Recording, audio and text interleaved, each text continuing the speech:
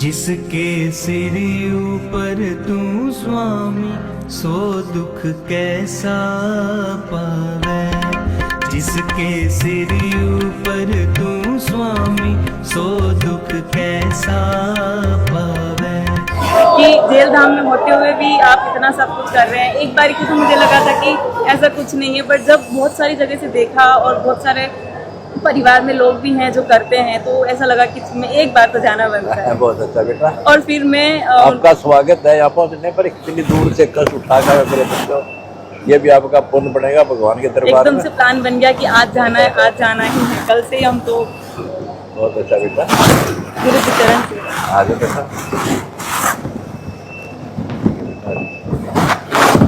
अच्छा ठीक है बेटा। गुरुजी, वैसे तो सब कुछ लोग बोलते हैं गुरुजी मिल जाएंगे आपके लिए हैं, कुछ लोगों ने बोला ऐसे गुरुजी नहीं मिलते हैं, पर मुझे आपको देख के लगा कि आप सबके वो भगवान। खुला दरबार बेटी यार को आओ।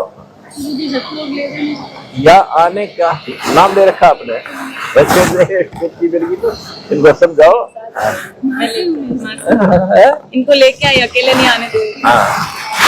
ठीक है बेटी, अब समझो तो भक्ति करो, नाम से जुड़ो और काम भी करो। संसार छोड़ कर जाओगे, भक्ति काम आओगे, ना या पैसा काम आएगा ना कुछ हो। हाँ ठीक है। जिसके सिर ऊपर तू स्वामी, सो दुख कैसा पावे। जिसके सिर ऊपर तू स्वामी, सो दुख कैसा पावे। सो दुख कैसा पावे, सो दुख। आप भी बच्चों लगो बेटा, ज्ञान समझो, आप एजुकेटेड हो, ज्ञान समझो हमारा, फिर शिक्षा लो। नमस्कार दर्शकों, अभी हमें सतलोक आश्रम धनाना धाम में, और अभी राजस्थान से ताइक्वांडो प्लेयर भी संत रामपाल जी महाराज जी के दर्शनार्थ और उन्हें सम्मान देने के लिए यहाँ पहुँचे हैं। तो बात करते हैं इन बहनों से।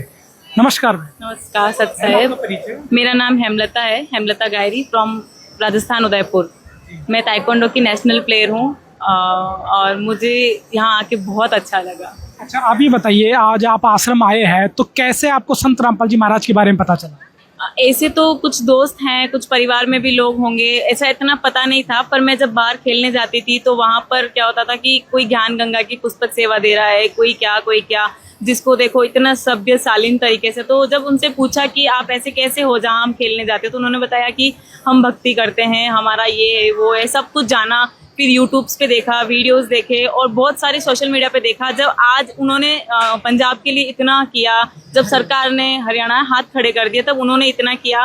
तो जेल धाम में रहते हुए उन्होंने इतना किया। आज किसी के घर पे बेटी पैदा होती है तो लोगों को टेंशन होती है कि इसका दहेज, इसके गहने, इसका सब कुछ कैसे करेंगे। पर अब जब किसी के घर में बेटी होती है तो ऐसा लगता है कि कोई नहीं, कुछ नहीं मिला ना, तो संत रामपाल जी महाराज के यहाँ चरणों में चले जाओ, सब कुछ मिलेगा वहाँ। आप सबसे बड़ी चीज़ की नशा मुक्ति, और सबसे बड़ा झूठ, फरेब, धोखा ये नहीं होता। मुझे सबसे अच्छी चीज़ आज ये लगी। आज के युवा जो नशे में इतना जा रहा है, पर यहाँ पे ऐसा कुछ भी नहीं है। इतने यंग जनरेशन में लोगों को देखा है, ऐसा कुछ भी नहीं है। संत रामपाल जी महाराज जी की दहेज मुक्त भारत को लेकर क्या मुहिम है और आप कैसे उसको देखते हो?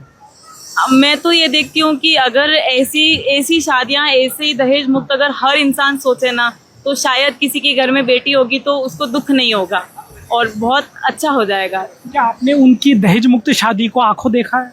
देखा है, एक बार मैं वीडियो में देखा है, ऐसे लाइव नहीं देखा। एक बार मैं बहुत पहले सोजत में भंडारा था, तब देखा था कि शादी हो रही, बट इतना पास से मौका नहीं मिला।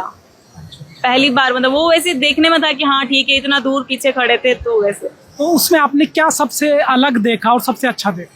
वहाँ पर कुछ भी खर्चा नहीं है। क्या खर्चा इन दी सेंस की दहेज का, गहनों का, कपड़ों का दिखावा नहीं है। सबसे बड़ी बात कि संत रामपाल जी महाराज जो गुरु जी हैं वो दिखावा नहीं करते, और सबसे अच्छी चीज़ है कि दिखावा नहीं है। जो है हम, जैसे मैं तो अब भक्त नहीं हूँ, पर फिर भी मुझे ऐसा लग रहा है कि ये कितना अच्छा है।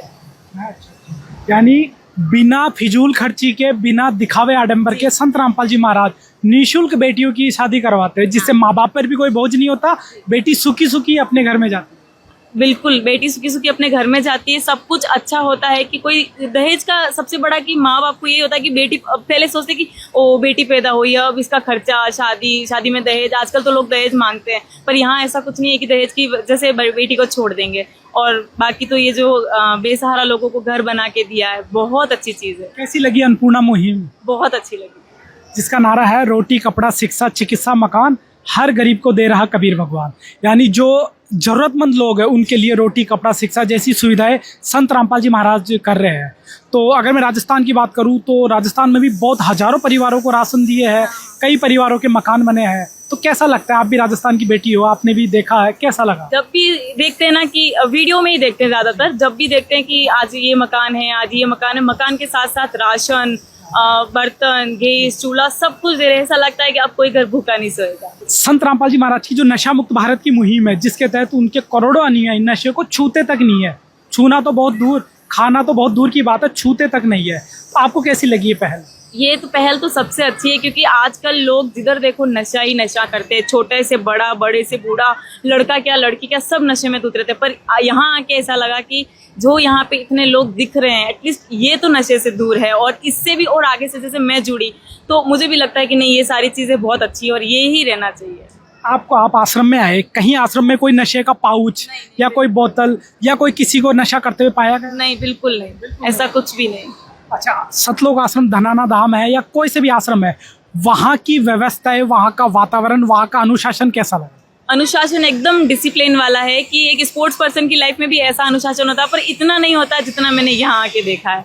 कि एकदम लोग इतने सभ्य तरीके से बात कर रहे हैं, कोई किसी को अपशब्द नहीं बोल रहा है, कोई किसी को तू तड़ाके से नहीं बोल रहा, बहुत मतलब सभ्य तरीके से, बहुत शालीन तरीके से बात कर रहे हैं, बहुत अच्छा लगा। संत रामपाल जी महाराज जी का आप दर्शन करके आए हो, क्या क्या बातचीत?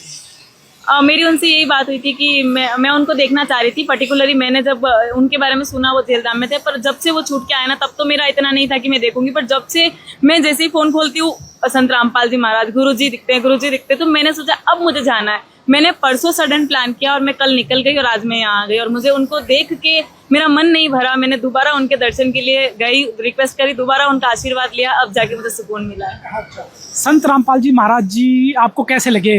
भगवान रूप में लगे, संत रूप में, अवतार रूप में, कैसी छवि लगी? रामपाल जी महाराज भगवान है हमारे लिए, तो बहुत मतलब भगवान कह सकते हैं कि हम भगवान इन्हीं को मानते हैं, हमारे लिए भगवान है। क्या आपने नाम ले रखा है संत रामपाल? नहीं, मैंने नाम नहीं ले रखा। अच्छा, संत रामपाल जी महाराज ने दहेज मुक्त विवाह या और भी कई बुराइयों के लिए भी कुछ मैसेज दिया? ऐसे तो मैसेज फोन वगैरह में देखते हैं, पर आज इनसे इतनी बात हो पाई कि बेटी कैसे हो, क्या है, कैसे, मतलब बहुत शालीन तरीके से उन्होंने बात करी। मुझे तो उनका चेहरा देख के ही ऐसा लगा कि मैं उनसे क्या ही बात करूं। मैं घर से आई थी, बहुत सोच के आई थी कि मैं ये बात करूंगी, वो बात करूंगी, इतनी बात करूंगी, पर मेरे को यहाँ आने के बाद कुछ नहीं सूझा, बस उनको देखती रही। लास्ट में आप जो प्लेयर्स हैं और जो संत रामपाल जी महाराज जी को देखते हैं, सुनते हैं, उन सबको क्या मैसेज देना चाहिए? मैं सबको यही मैसेज देना चाहूंगी कि एक बारी आश्रम आओ, आश्रम विजिट करो, संत रामपाल जी के बारे में देखो, सुनो, उनका ज्ञान लो, जितना हो सके उतना इस चीज़ को आगे बढ़ाओ।